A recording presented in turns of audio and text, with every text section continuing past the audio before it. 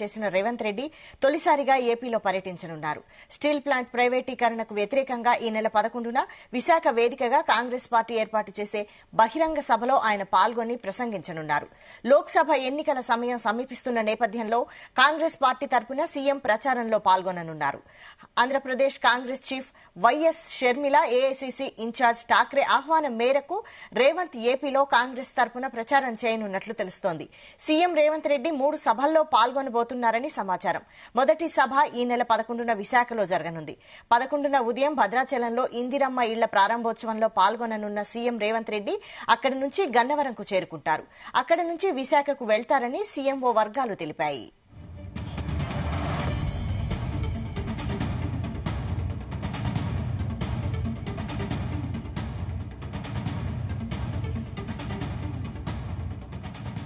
ఈ అంశంపై full details మా ప్రతినిధి శ్రీచరణ్ అందిస్తారు.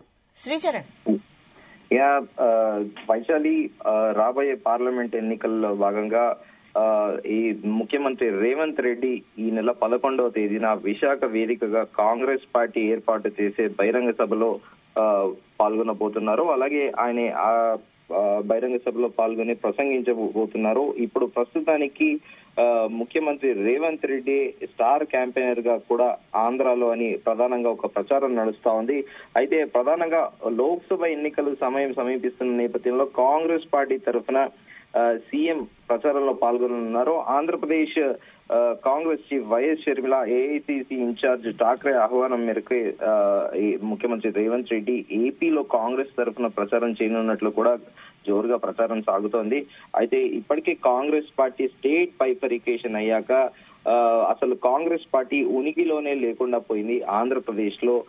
ప్రధానంగా గడిచిన కొద్దేళ్లుగా ఆంధ్ర రాష్ట్రంలో అభివృద్ధికి నోచుకోక, స్పెషల్ స్టేటస్ రాక, ఇటు స్టేట్ బైఫరికేషన్ అయ్యాక కామన్ క్యాపిటల్ అనేది హైదరాబాద్ ని ఓన్లీ 10 years టెన్యూర్ వరకే పెట్టారు. తనంతరం ఆంధ్రాలో సరైన ఇన్ఫ్రాస్ట్రక్చర్ లేకపోవడము, ఇదంతా కూడా పబ్లిక్ 2 terms కూడా కాంగ్రెస్ కి ఎలాంటి మ్యాండేట్ కాదు కదా, డిపాజిట్లు కూడా దక్కలేదని చెప్పుకోవచ్చు మనం.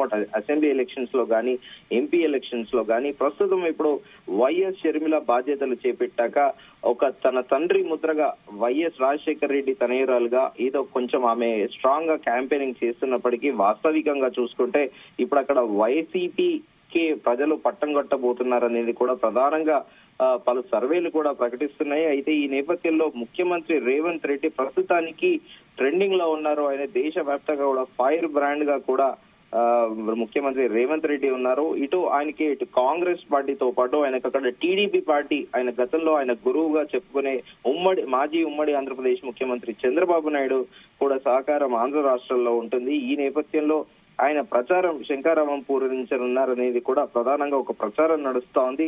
అయితే సీఎం రేవంత్ రెడ్డి 3 సభల్లో పాల్గొనబోతున్నారనేది కూడా ప్రధానంగా ఒక ప్రచారం ఉంది. మొదటిది ఈ నెల విశాఖలో జరుగుతుంది. అయితే గతంలో కూడా విశాఖ ఉక్కుని, స్టీల్ ప్లాంట్ ని ప్రైవేటీకరణ చేయొద్దు అనేది కూడా, దాని మీద కూడా ఆయన ప్రొటెస్ట్ చేయడానికి వెళ్ళనున్నారనేది కూడా ప్రధానంగా ఒక వార్త నడిచింది.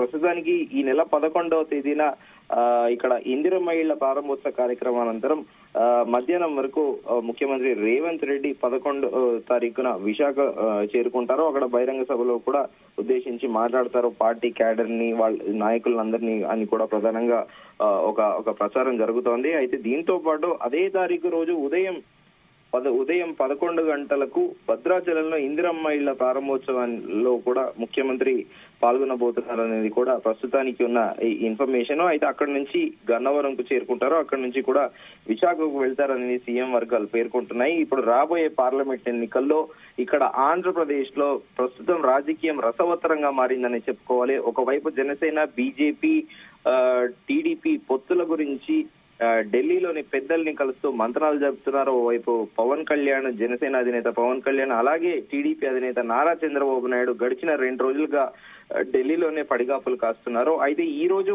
కేంద్ర హోంమంత్రి అమిత్ షా పాట్నా వెళ్తున్నారు. బీహార్ రాష్ట్ర రాజధాని పాట్నా వెళ్తున్నారు. అనంతరం వచ్చాక సీట్ల కొలిక్కి అనేది అవుతోంది అనేది కూడా ప్రధానంగా ఒక ప్రచారం సాగుతోంది. అయితే ఈ నేపథ్యంలో ఇప్పుడు కాంగ్రెస్ పార్టీకి మళ్లీ తిరిగి వైభవం వస్తుందా? ఆంధ్రప్రదేశ్ లో ముఖ్యమంత్రి రేవంత్ రెడ్డి స్టార్ క్యాంపెయినర్ గా ఉంటే ఇప్పుడున్న పరిస్థితుల దృష్ట్యా అక్కడ వివిధ సర్వేలు చెబుతున్నవి ఏంటంటే బీజేపీకి కూడా అన్నోయింగ్లీ 20% ఓటు శాతం పెరిగిందని, ఈసారి ఆశ్చర్యపోయే విధంగా కూడా ఒకవేళ గెలుపు గుర్రాలను బరిలో ఉంచితే బీజేపీకి కూడా అక్కడ కొన్ని పార్లమెంట్ స్థానాలు గెలుచుకునే అవకాశం ఉంది. అలాగే 1-2 చోట్ల అసెంబ్లీ స్థానాలు కూడా గెలుచుకునే అవకాశం ఉందని కూడా పలు సర్వేలు పేర్కొంటున్న నేపథ్యంలో ఇప్పుడు కాంగ్రెస్ పార్టీ మళ్లీ బౌన్స్ బ్యాక్ అవుతుందా ఆంధ్రాలో? ఇప్పుడు సర్వైవల్ కి క్వశ్చన్ మార్క్ ఉన్న కాంగ్రెస్ పార్టీ వైఎస్ షర్మిల వచ్చాక మళ్లీ ఒక హైప్ తీసుకొస్తారా అనేది కూడా ప్రధానంగా ఒక క్వశ్చన్ మార్క్ అనేది చెప్పుకోవాలి మనం, Vaishali. Right. CM Revanth AP పర్యటనతో కాంగ్రెస్ కి ఎంతవరకు మైలేజ్ వచ్చే ఛాన్స్ ఉంది? మనం ముందుగా చర్చించుకుంటున్నట్టు అక్కడ కాంగ్రెస్ పార్టీకి ఇండైరెక్ట్ లో గతంలో కూడా పలుమార్లు వివిధ రాజకీయ పార్టీల నేతలతో పాటు ఇటు బీఆర్ఎస్ నేతలు కూడా ప్రధానంగా ఆరోపించారు. చంద్రబాబు నాయుడు కాంగ్రెస్ తోని లోపాయికారి ఒప్పందం కుదుర్చుకున్నారని, దానిలో భాగంగానే తరచుగా కూడా తను ఢిల్లీ వెళ్లి రాహుల్ గాంధీతో కలవడము, ఇలా సోనియా గాంధీతో కలవడము, 2019 ఎన్నికల సందర్భంగా కూడా ఇటు అలయన్స్ వైపు మొగ్గడము, అటు మమతా బెనర్జీని, ఇటు ఫారూక్ అబ్దుల్లాని 2019 ఎన్నికల సందర్భంగా ఫారూక్ అబ్దుల్లాని పిలిచి ఇక్కడ క్యాంపెయినింగ్ కూడా చేశారు చంద్రబాబు నాయుడు. అయితే ఇప్పుడు ముఖ్యమంత్రి రేవంత్ రెడ్డి ఇక్కడ కాంగ్రెస్ కి మళ్ళీ ఒక హైప్ తీసుకురావాలంటే డెఫినెట్ గా అక్కడ ప్రస్తుతం ఉన్న వైసీపీకి ఉన్న వేవ్ ఒకటి, దాని ఓట్లు చీల్చాలంటే వైఎస్ షర్మిల రూపంలోనే ఒక మార్గం కనిపిస్తుంది టీడీపీకి ప్రస్తుతము. అయితే ముఖ్యమంత్రి రేవంత్ రెడ్డికి ఇండైరెక్ట్ గా టీడీపీ కూడా సపోర్ట్ చేస్తుంది. ఆ సపోర్ట్ తోని ఇక్కడ వైసీపీ గవర్నమెంట్ కి ఫేవర్ గా ఉన్న ఓటు చీల్చి కొద్దో గొప్ప మెజారిటీ తగ్గియాలనేది ప్రధాన ఆలోచన అన్నట్లు కూడా ఒక స్పెక్యులేటివ్ గా నరేషన్ నడుస్తోంది.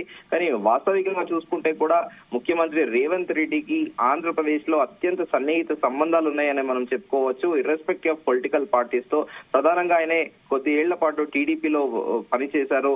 అటు టీడీపీలో పెద్ద పెద్ద లీడర్లు అని చెప్పుకునే యనమల రామకృష్ణుడు కానీ ఇలా ఉదాహరణకి చాలా మంది లీడర్స్ తోని ఆయనకు అత్యంత సన్నిహిత సంబంధాలు ఉన్నాయి. ముఖ్యమంత్రి రేవంత్ రెడ్డి అల్లుడు కూడా నేటివ్ వచ్చేసి భీమిలి అనేది కూడా ప్రధానంగా ఒక ఇది ఉంది. అయితే సో ఇప్పుడు ముఖ్యమంత్రి రేవంత్ రెడ్డి వెళ్లి అక్కడ తన ప్రసంగంతో మళ్ళీ ఒక హైప్ తీసుకొస్తారా కాంగ్రెస్ అనేది వేచి చూడాలి.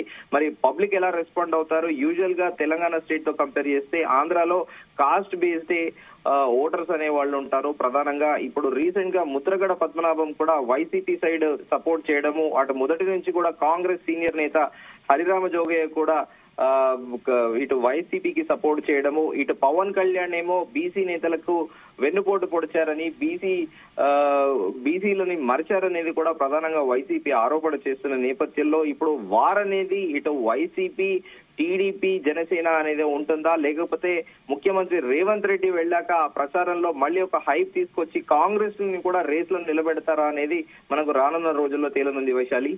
రైట్. అయితే రేవంత్ రెడ్డి ఏపీ ప్రచారంలో ప్రజలను ఏ అంశాలపై కాంగ్రెస్ వైపు తిప్పనున్నారు?